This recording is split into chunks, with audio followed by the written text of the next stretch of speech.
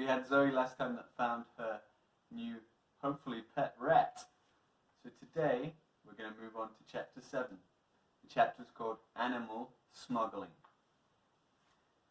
It isn't easy to smuggle a rat into school. The hardest animal to sneak into school is, of course, the blue whale. Just too big and too wet. Maybe we should ask Mrs. Smith if we can have a pet blue whale for the classroom. I'm not sure it would be very practical. Hippopotamuses are also hard to slip in unnoticed, as are giraffes, too fat and tall, respectively. Lions are inadvisable. All that roaring gives them away. Seals bark too much, as do walruses. Skunks smell really bad, even worse than some teachers. Hopefully I don't smell bad. Kangaroos just don't stop hopping. Elephants tend to break the chairs. An ostrich will get you to school quickly, but it is too big to hide in your bag. Polar bears blend into Arctic wastes very well, but can be easily spotted in a school dinner queue. Smuggling a shark into school would lead to an instant expulsion, especially if you had swimming lessons that day. They have a tendency to eat children. Orangutans are a no-no. They can be very disruptive in class. Gorillas are even worse, especially in maths. Gorillas are not good with numbers and hate doing sums, although they are surprisingly good at Mandarin. A herd of wildebeest is almost impossible to take into school without a teacher noticing. Nits, on the other hand, are ludicrously easy. Some children smuggle thousands of nits into school every day. What animal do you think would be easily to be smuggled into school, and how would you do it? I wonder. A rat is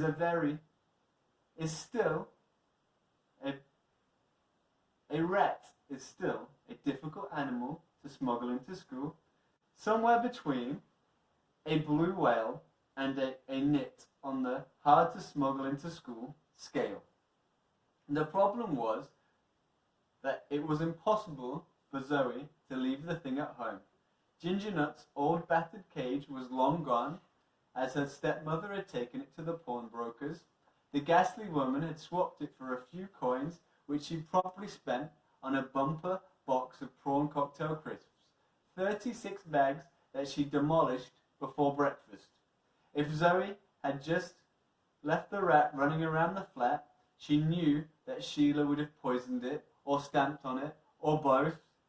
Her stepmother made no secrets of hating all rodents, and even if Zoe had hidden the rat in a bedroom drawer or in a box under her bed, there was a very good chance that Sheila would have found it. Zoe knew that her stepmother always rummaged through her possessions the moment she left for school. Sheila was looking for things that she could sell or swap for some prawn cocktail crisps all the time. One day, all of Zoe's toys had gone. Another day, it was her beloved books. It was just too risky to leave the rat alone in the flat with that woman. Zoe considered putting the rat in her school bag. I really hope none of you have got rats in your school bag when we go back to school. But because she was so poor, she had to take her books to school in a beaten up plastic carrier bag, held together with strips of sticky tape. It was too much of a risk that the little rodent might nibble its way out. So Zoe hid it in the top pocket of her 2 sizes too large blazer. Yes, she could feel it constantly wriggling around, but at least she knew it was safe. As Zoe came out of the stairwell of the tower block and into the concrete communal area, she heard a shout from above her. Zoe! She looked up. a big mistake. A huge flob of spit flobbed square onto her face. Ugh, gross. Zoe saw Tina Trotz standing at the railing several floors up. Tina shouted down. Zoe refused to cry. She just wiped her face with her sleeve and turned away. Tina's laughter still echoing behind her. She would probably have cried, but then she felt the rat move in her pocket, and she instantly felt better. Now I've got a little pet again, she thought. It might be a rat, but it's only the beginning. Perhaps Raj was right. Her dream of trading an animal to entertain the nation wasn't dead at all. The rat's presence remained a comfort when Zoe arrived at school. This was Zoe's first year at big school. I think she means secondary school. And she hadn't made a single friend there yet. Most of the kids were poor, but Zoe was the poorest.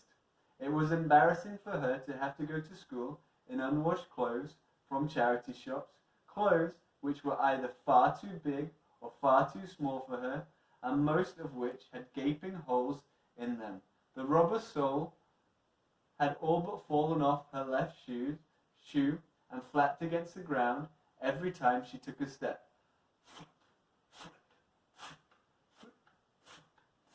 Went her shoe every time she walked away. If she ran. In assembly, after an announcement about an end of term show, the pale headmaster, Mr. Grave, stepped up to speak. He stood in the center of the stage, unblinking, staring at the hundreds of pupils.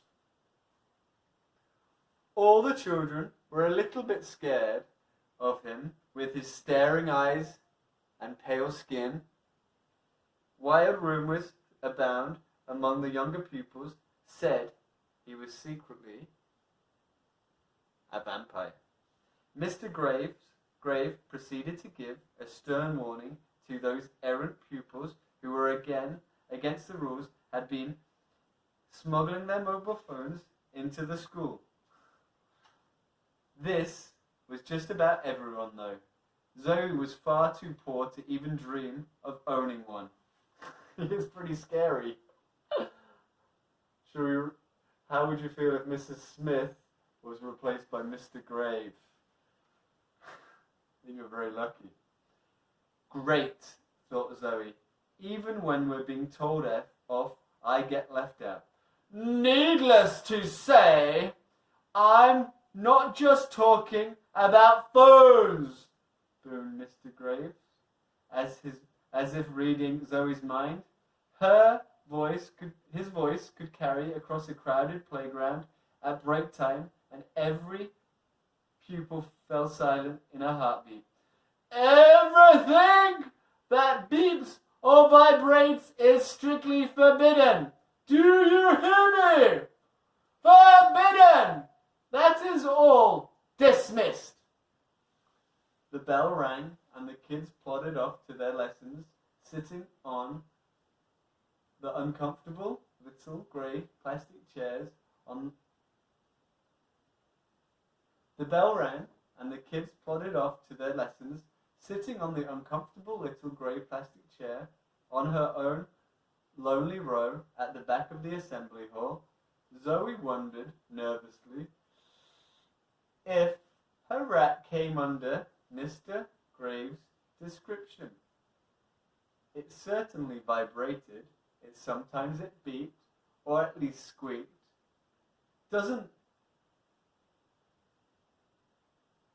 Don't make a sound today, little rat, she said. The little rat squeaked. Oh no, thought Zoe. Alright, what do you think is going to happen next? What adventures are Zoe and the little rat going to be up